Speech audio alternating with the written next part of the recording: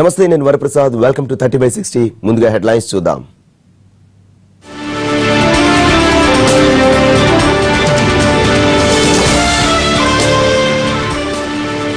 అన్నదాత సమస్యలపై వైసీపీ పోరాటం, ఒక్కరోజు దీక్ష చేపట్టిన ధర్మాన.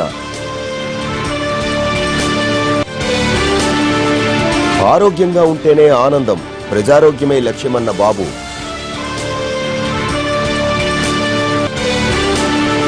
తెలంగాణకు కొత్త చీఫ్ సెక్రటరీ, బాధ్యతలు స్వీకరించిన ఎస్పీ సింగ్.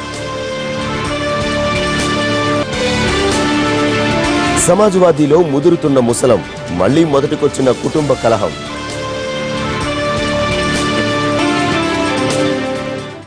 తెలంగాణ కొత్త చీఫ్ సెక్రటరీగా ఎస్పీ సింగ్ నియమితులయ్యారు. ప్రస్తుతం ఆయన పంచాయతీరాజ్ శాఖలో స్పెషల్ సీఎస్ గా ఉన్నారు. ప్రస్తుతం సీఎస్ ప్రదీప్ చంద్ర పదవీకాలం నిన్నటితో పూర్తయింది. పదవీకాలం పొడిగించేందుకు ప్రభుత్వం ప్రయత్నించినా సాధ్యం కాలేదు. ఏసీబీ డీజీగా రిటైర్ అయిన ఏకే ఖాన్ను మైనారిటీ సంక్షేమ శాఖ సలహాదారుగా నియమించారు. ఢిల్లీలోని తెలంగాణ భవన్ రెసిడెంట్ కమిషనర్గా అరవింద్ కుమార్ను నియమించారు.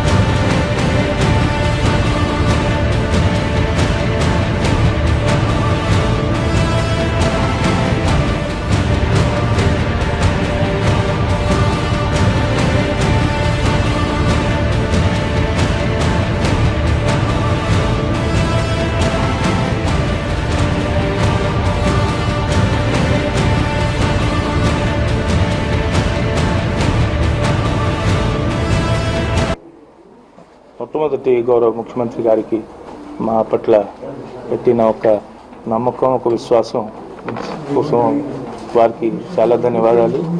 తప్పకుండా మేము అన్ని రంగాల్లో తెలంగాణ అభివృద్ధి సాధించాలి అని ఆ దిశలో అంకిత భావంతో కష్టపడి అందరి సహకారంతో ఒక మంచి టీం వర్క్తో పనిచేద్దామని నాకు పూర్తిగా నమ్మకం ఉంది. మీరందరూ కూడా ఈ కార్యక్రమంలో తప్పకుండా సహకరిస్తారని నేను నమ్ముతున్నాను. రైతు సమస్యలే ప్రధాన అజెండాగా వైసీపీ రాష్ట్ర ప్రధాన కార్యదర్శి ధర్మాన ప్రసాదరావు ఒక్కరోజు రైతు దీక్ష చేపట్టారు. శ్రీకాకుళం నగరంలోని సూర్యమహల్ జంక్షన్ లో చేపట్టిన ఈ దీక్షకు వైసీపీ నాయకులు, కార్యకర్తలు అధిక సంఖ్యలో పాల్గొని సంఘీభావం తెలిపారు. రైతు సమస్యలు పరిష్కరించడంలో అధికార ప్రభుత్వం వైఫల్యం చెందిందన్న ధర్మాన వారికి కనువిప్పు కలిగించేందుకే ఈ రైతు దీక్ష చేపట్టామన్నారు. ప్రభుత్వం ఇప్పటికైనా స్పందించి వరి పంటకు గిట్టుబాటు ధర కల్పించి తక్షణమే ధాన్యం కొనుగోళ్లను వేగవంతం చేయాలని డిమాండ్ చేశారు.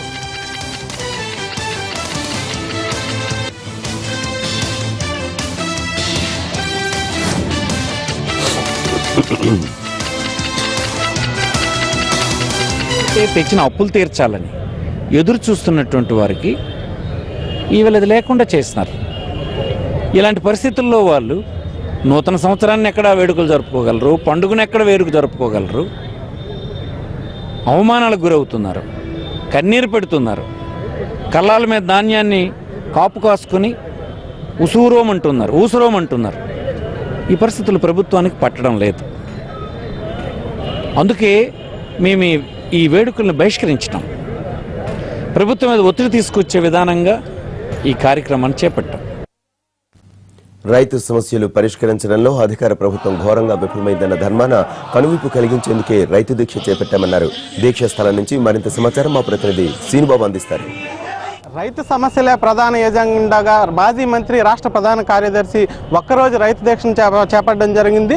గత 2.5 ఏళ్ల కాలంలో రైతులు ఎదుర్కొంటున్న సమస్యలు, అదేవిధంగా రైతుల పట్ల ప్రభుత్వం అనుసరిస్తున్న తీరుని నిరసిస్తూ ఈరోజు ఈ దీక్షను చేపట్టడం జరిగింది. ప్రస్తుతం మనతో పాటు వైఎస్ఆర్ కాంగ్రెస్ పార్టీ రాష్ట్ర ప్రధాన కార్యదర్శి ధర్మాన ప్రసాదరావు ఉన్నారు. అసలు ఈ దీక్ష చేపట్టడానికి గల కారణం ఏంటి, అదేవిధంగా ఈ రోజు పర్టికులర్గా కొత్త సంవత్సరంలో ఈ రోజు దీక్ష చేపట్టడం గల ప్రధాన కారణం ఏంటి, ఆయన మాటలను తెలుసుకునే ప్రయత్నం చేద్దాం. సార్ చెప్పండి, ఈ రోజు దీక్ష చేపట్టడానికి, అదేవిధంగా రైతు దీక్ష అని చేపట్టడానికి గల ప్రధాన కారణం ఏంటి?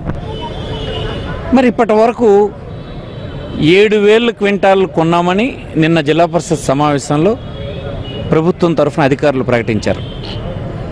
అంటే మీరు ప్రకటించిన విధానానికి అవసరమైన ఏర్పాట్లు ఈ జిల్లాలో మీరు చేయలేదు ధాన్యం కొనుగోలు చేయడానికి. దానివల్ల ఏం జరుగుతుంది?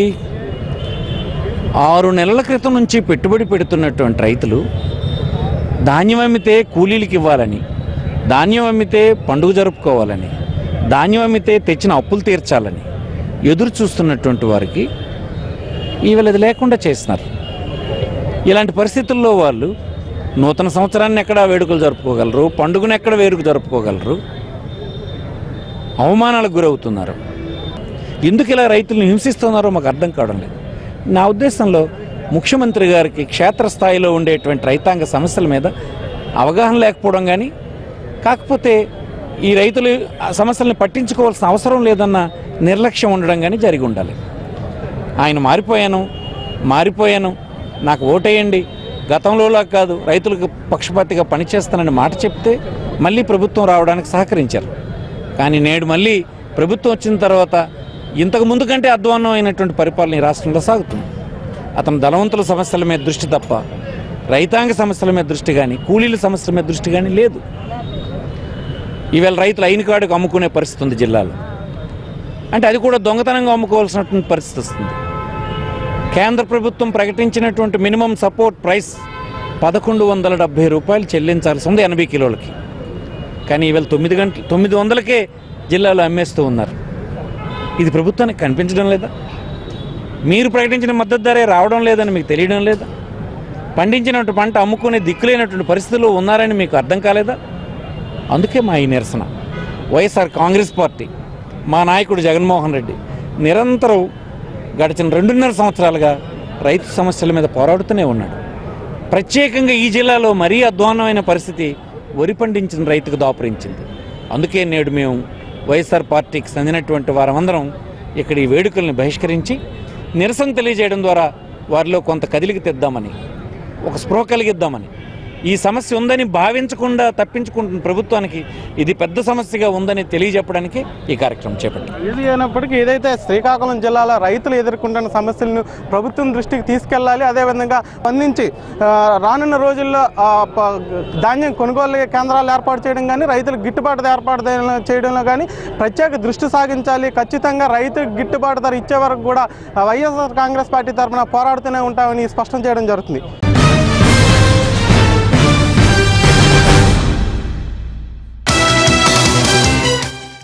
Back to news. కొన్నేళ్లుగా నీలోఫర్లో చికిత్స పొందుతున్న వీణా వాణిలను స్టేట్ హోమ్ కు తరలించారు. ఎప్పటి నుంచో వీణా వాణిలను స్టేట్ హోమ్ కు పంపిస్తారని ప్రచారం జరుగుతున్నా ప్రభుత్వం ఏమీ తేల్చలేదు. ఇప్పుడు కొత్త సంవత్సరంలో సైలెంట్ గా పని పూర్తి చేసింది. 12 ఏళ్లు దాటిన పిల్లల్ని నీలోఫర్లో ఉంచకూడదన్న నిబంధన ఉందని, అందుకే వీణా వాణిలను స్టేట్ హోమ్ కు తరలిస్తున్నామని తెలంగాణ ప్రభుత్వం గతంలోనే సమాచారం ఇచ్చింది. అయితే నీలోఫర్ కు బాగా అలవాటు పడిన వీణా వాణిలు స్టేట్ హోమ్ కు వెళ్లేటప్పుడు కన్నీళ్లు పెట్టుకున్నారు. కొన్నేళ్లుగా నీలోఫర్లో చికిత్స పొందుతున్న వీణా వాణిలను స్టేట్ హోమ్ కు తరలించారు. దీంతో నీలోఫర్లో ఉన్న బంధం వీడిపోయింది. స్టేట్ హోమ్ కు వచ్చిన నీలోఫర్లోని ఆత్మీయతను మరచిపోలేమని కన్నీటి పర్యంతమయ్యారు వీణా వాణిలు. అయితే వారికి స్టేట్ హోమ్ లో ఏ లోటు రానివ్వమంటున్నారు డైరెక్టర్ లక్ష్మి. మరింత సమాచారం స్టేట్ హోమ్ నుంచి మా ప్రతినిధి రాజు అందిస్తారు. కేర్ ఆఫ్ అడ్రస్ గా నిలిచినటువంటి నీలోఫర్ తో ఇక వాళ్ళ బంధం తెగిపోయిందని చెప్పుకోవచ్చు. ఎప్పుడైనా అవసరం ఉంటే ట్రీట్మెంట్ కోసం తప్ప అక్కడికి వెళ్లే పరిస్థితి లేదు. ప్రస్తుతం స్టేట్ హోమ్ కు వీణా వాణిలు వచ్చేసారు. వాణిలను పలకరిద్దాం. హాయ్ వీణా. హాయ్ వాణి, ఎలా ఉన్నారు? ఏమనిపిస్తుంది? స్టేట్ హోమ్ కు వచ్చేసారు.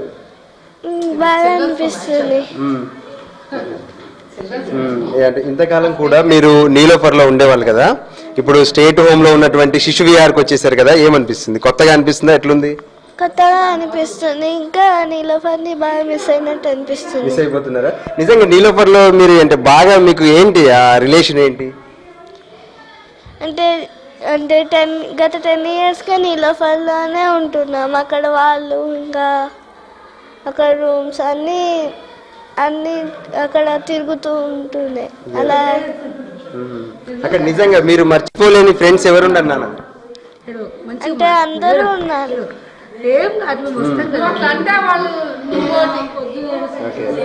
అంటే నిజంగా నీలోఫర్ నుంచి వచ్చేటప్పుడు ఏమనిపించింది నాన్న మీకు?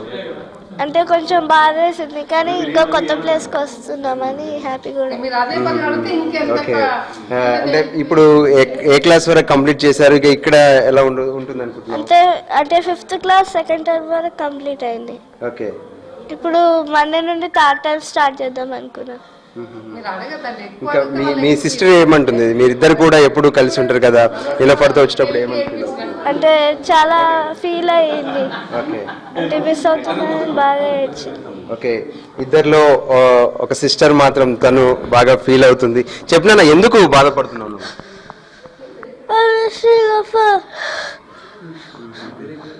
ఓకే, ఇక్కడ కూడా ఆంటీ వాళ్ళు ఉన్నారు, మేడం వాళ్ళు ఉన్నారు కదా, ఎందుకు? వాళ్ళు చెప్పారు కదా నీకు ముందే బాగా చూసుకుంటామని. ఎక్కువ గుర్తుకొస్తుంది. ఎవరెవరు గుర్తుకొస్తున్నారు నాన్న? టీచర్, మేడం, ఆంటీస్, మమ్మీస్ అందరూ గుర్తుకొస్తున్నారు. ఓకే, వాళ్ళు కూడా చూసి వెళ్తే కొంత హ్యాపీగా ఉండవు కదా. ఇంతకాలం కూడా నిలోఫర్ లో ఉన్నప్పుడు నీకు ఎలా అనిపించిందమ్మా? చాలా బాగా అనిపించింది. అక్కడ పర్మనెంట్ ఉండిపోవాలి అనిపించింది. ఓకే, తను మాత్రం కన్నీరు పెడుతుంది, ఏడవద్దు నాన్న. ఒకవైపు మేడం కూడా ఉన్నారు, మేడం అడిగి తెలుసుకున్నాం. జాయింట్ డైరెక్టర్ గారు, మేడం చెప్పండి, ఇక వీణావాణిల సంరక్షణ పూర్తిగా కూడా మీదే. అంటే ఎలా ఉండబోదు? ఇంతకాలం వాళ్ళకు 10 ఏళ్లుగా నీలోఫర్ బ్యాండ్తో అఫెక్షన్ పెట్టుకున్నటువంటి పరిస్థితి, ఒక్కసారిగా కొత్త లోకం ఎలా ఉంటుంది? ఇక్కడ మీరు ఎటువంటి ఏర్పాట్లు చేశారు? అంటే వాళ్ళకి ఉండడానికి మాత్రము ప్రతి ఒక్కటి కూడా తేడా లేకుండా అన్ని ఏర్పాట్లు చేయడం జరిగింది. పడుకోవడం దగ్గర నుంచి లేచినప్పటి నుంచి బాత్రూమ్స్ కానీ, డ్రెస్సింగ్ టేబుల్స్ కానీ, వాళ్ళకి కన్వీనియంట్గా అన్ని రకాల స్టూల్స్ కానీ, ఫ్లెక్సిబుల్ టేబుల్ మేట్స్ కానీ, బెడ్స్ కానీ ఏది కూడా తక్కువ లేకుండా అన్ని ఏర్పాట్లు చేయడం జరిగింది. వాళ్ళు 13 ఏళ్ళుగా ఉన్నారు కాబట్టి they require little bit counselling. ఆ కౌన్సిలింగ్ కోసం కూడా మేము గత 20-25 రోజులుగా పిల్లల్ని, చిల్లసోమ పిల్లల్ని, ఇలాంటి పిల్లల్ని అందరినీ పంపించి కొంతవరకు అంటే ఆ బాండింగ్ కోసం పంపించడం జరిగింది. వాళ్ళు త్వరలోనే అంటే ఇట్స్ టేక్ ఒక 3-4 days అలా ఉండొచ్చు హోమ్ సిక్గా. ఆ తర్వాత నీలోఫర్ నుంచి ఎవరెవరు ఇక్కడికి రెగ్యులర్ గా వచ్చిపోయే అవకాశం ఉంటుంది? అంటే ఇక్కడ మనకి శిశువాల్లో round the clock medical facility ఉంది. ఈయన ఎమర్జెన్సీస్లో వాళ్ళు కూడా రావడానికి సుముఖత చూపించారు. తప్పకుండా నీలోఫర్ డాక్టర్స్ కూడా రెగ్యులర్గా విజిట్ చేసి వీళ్ళకి ఏదైనా ప్రాబ్లం ఉంటే కనుక వాళ్ళకి రెఫర్ చేయడం జరుగుతుంది. వాస్తవానికి నీలోఫర్లో కొంత వీళ్ళకు ఉన్నటువంటి బెడ్ కానీ రూమ్ కానీ చాలా ఇరుగ్గా ఉండేది. మనం చూడొచ్చు, ఒక ప్రత్యేకంగా ఇక్కడ బెడ్ తయారు చేశారని చెప్పుకోవచ్చు. ఇద్దరికి కలిపి చేసినటువంటి కార్నర్లో ఉన్నటువంటి ఈ బెడ్ను మనం ప్రత్యేకంగా కూడా చూడొచ్చు. కొంత కంఫర్టబుల్ మాత్రం స్పష్టంగా కనిపిస్తుంది. ఏదైతే అక్కడ ఉన్నటువంటి ఇబ్బంది ఇక్కడ కనిపించకుండా రూమ్ కూడా చాలా విశాలంగా ఎంతో ఓపెన్ గా ఉంది. వీళ్ళ కోసం ప్రత్యేకంగా కూడా ఇక్కడ రూమ్ ను ఏర్పాటు చేశామని చెప్పి ఇక్కడ ఉన్నటువంటి శిశు విహార్లో ఉన్నటువంటి వీళ్ళంతా చెప్తున్నటువంటి పరిస్థితి. చెప్పండి అమ్మా, మీకు ఒక కొత్త ఫ్రెండ్ ఉంది కదా, ఏ విధంగా ఫీల్ అవుతున్నారు? వీణావాణి వాళ్ళు మా దగ్గరికి రావడం చాలా హ్యాపీగా ఉంది. మేము వెళ్ళి వాళ్ళతో మీట్ అవ్వడము, వాళ్ళ ఎలా ఉంటారు అవన్నీ మేము తెలుసుకున్నాము. మా మమ్మీ వాళ్ళు మాకు ఆపర్చునిటీ ఇచ్చారు వాళ్ళకి కలవడానికి. So I'm feeling very happy with my friends also. So they are also feeling happy. ఎప్పుడు వచ్చి జాయిన్ అవుతాం అక్క అన్నట్లుగా చాలా హ్యాపీగా ఫీల్ అయ్యారు. నాతో పాటు ఇంకా చాలా మంది ఫ్రెండ్స్ కూడా వెళ్ళి మేము మీట్ అయ్యాము. మీరు చెప్పండి అమ్మా, వీణావాణిలను మొదటి నుంచి కూడా చూస్తున్నారు, ఆడ నువ్వు రోజు చూసుకునేదాన్ని? ఇంకా ఉన్నారు అందరు, చాలా మంది ఉంటారు. 3 షిఫ్ట్లు ఏర్పాటు చేశారు, టీచర్లు ఏర్పాటు చేశారు, భోజనాలు అవన్నీ వాళ్ళకు క్రమంగా ఇచ్చి ఏర్పాటు చేస్తారు. డాక్టర్లు, సిస్టర్లు అందరూ చాలా బాగా చూసుకున్నారు. మీరు ఇక్కడికి వచ్చేస్తున్నారా? నీలోఫర్లో ఏం చెప్తే అది చేస్తాం సార్ మేము, అంతే. ఏమనిపించదమ్మా పిల్లల్ని? నిజంగా చిన్నప్పటి నుంచి మీ చేతుల్లోనే పెరిగారు ఆ పిల్లలు, బాగా ఉంది. ఆలోచన తీరు ఎట్లుంటది? మంచిగానే ఉంది ఆలోచన. ఇప్పుడు రాంగ్ పెద్దలు అయిపోతున్నారు, డాక్టర్లతో, సిస్టర్లతో మంచిగా మాట్లాడతారు, మంచిగా ఉంటారు, మంచిగానే అయింది. ఇప్పుడు చిన్నప్పటి కంటే ఇప్పుడు బాగుంది. ఈవిడ మొదటి నుంచి నీలోఫర్ లో ఏదైతే వీణావాణిలో వచ్చారో అప్పటి నుంచి కూడా ఈ అమ్మగా ఉంది. ఇద్దరు ఆయాలు రెగ్యులర్ గా చూసుకున్నటువంటి పరిస్థితి మనకు కనిపించేది. ఇంకా ఇక్కడ ఉన్నటువంటి ప్రతి ఒక్కరూ కూడా ఖచ్చితంగా వీణావాణి బాగా చూసుకుంటామనే ధీమా వాళ్ళలో కల్పిస్తున్నటువంటి పరిస్థితి మనకు స్పష్టంగా కనిపిస్తుంది. మొత్తానికి వీణావాణిలు ఇక నీలోఫర్ ఆసుపత్రి నుంచి స్టేట్ హోమ్ లో ఉన్నటువంటి శిశు విహార్కి వచ్చేసారు.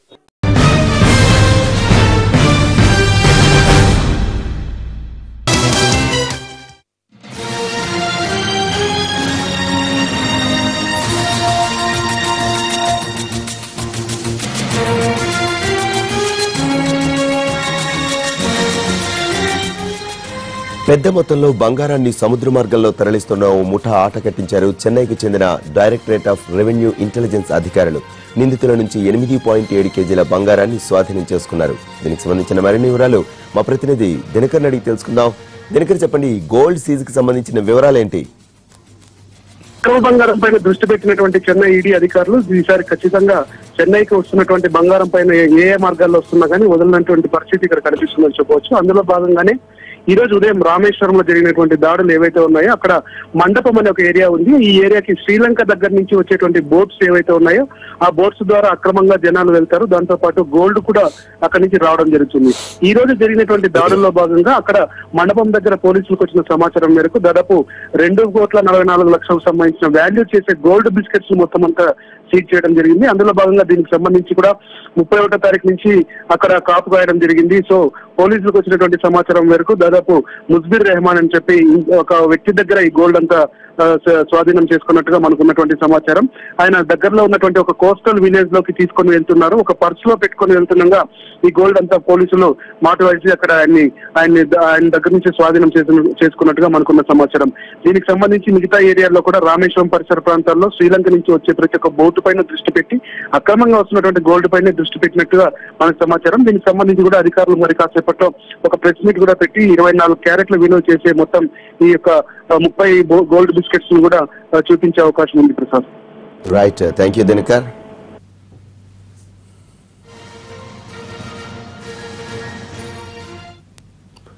సమాజ్వాదీ పార్టీలో మళ్లీ ముసలం పుట్టింది. తండ్రితో రాజీ పడ్డట్లే కనిపించిన యూపీ సీఎం అఖిలేష్ ములాయం హెచ్చరికల్ని బేఖాతరు చేస్తూ లక్నోలో జాతీయ కార్యవర్గ సమావేశం నిర్వహించారు.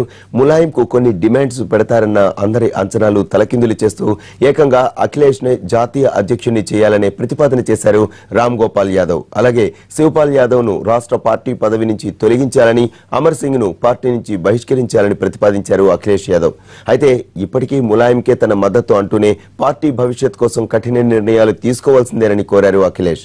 వచ్చే ఎన్నికల్లో మళ్లీ అధికారం ఖాయమంటూ మద్దతుదారులను ఉత్సాహపరిచారు అఖిలేష్. उत्तर प्रदेश में सरकार समाजवादी पार्टी की बनेगी। इसलिए कोई अगर बीच में आता है, रिश्ते में के बीच में आता है, मैं चाहे अध्यक्ष हूं, राष्ट्रीय अध्यक्ष हूं, कुछ भी हूं, लेकिन नेताजी मेरे पिताजी रहेंगे और नेताजी पिताजी हैं तो मैं उनका बेटा रहूंगा। ये रिश्ता कोई नहीं खत्म कर सकता। और मैं इस अधिवेशन విశాఖలో న్యూ ఇయర్ వేడుకలు అంబరాన్ని తాకాయి. శ్రీదేవి కేబుల్ విజన్ ఆధ్వర్యంలో కొత్త సంవత్సరం వేడుకలు గ్రాండ్ గా నిర్వహించారు. శ్రీదేవి కేబుల్ అధినేత ఇసుకపల్లి రామకృష్ణరాజు కేక్ కట్ చేసి శుభాకాంక్షలు తెలిపారు.